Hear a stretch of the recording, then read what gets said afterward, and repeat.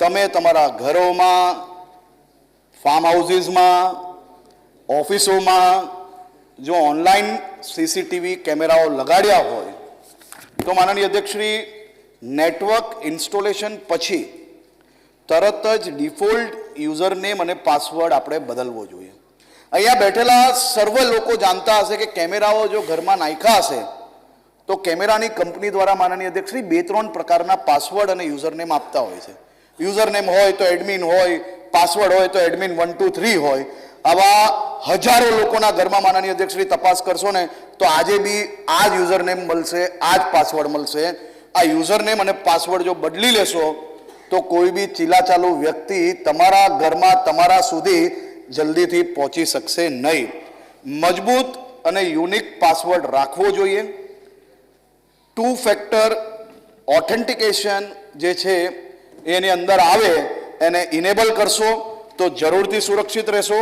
અનઆવશ્યક ફીચર્સને disable કરવા, remote access જરૂરી હોય તો VPN એટલે વર્ચ્યુઅલ પ્રાઇવેટ નેટવર્કનો ઉપયોગ કરવો. નેટવર્ક વિડીયો રેકોર્ડર અથવા DVR લોક કરેલ સ્થાને રાખવા જેથી અનધિકૃત એક્સેસ આપણે રોકી શકાય. સીસીટીવી સિસ્ટમ પર અનઅધિકૃત પ્રવેશને બ્લોક કરવા, હાર્ડવેર તથા સોફ્ટવેરને ફાયરવોલ ઉપયોગ કરવો.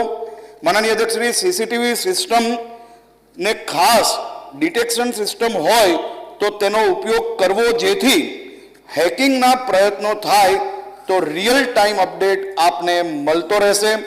તમારા સિસ્ટમની સાયબર સિક્યોરિટીની સાયબર પ્રોફેશનલ દ્વારા નિયમિત સિક્યુરિટી ઓડિટ કરાવવી. અને જો આ બધું કરશો તો અમિતભાઈ, હું તમને 100% ખાતરી આપું છું કે મારા રાજ્યની કોઈ બી મહિલા સીસીટીવીનો ભોગ નહીં બને, એની 100% ખાતરી આપી શકું. માન્ય મંત્રી, માન્ય સભ્યશ્રી દર્શિતાબેન, ડોક્ટર દર્શિતાબેન. માન્ય અધ્યક્ષશ્રી, હું આપના માધ્યમથી માન્ય મંત્રીશ્રીને પૂછવા માંગુ છું કે ભવિષ્યમાં આવા બનાવ ન બને એ માટે થઈને રાજ્ય સરકારે શું પગલાં લીધા છે?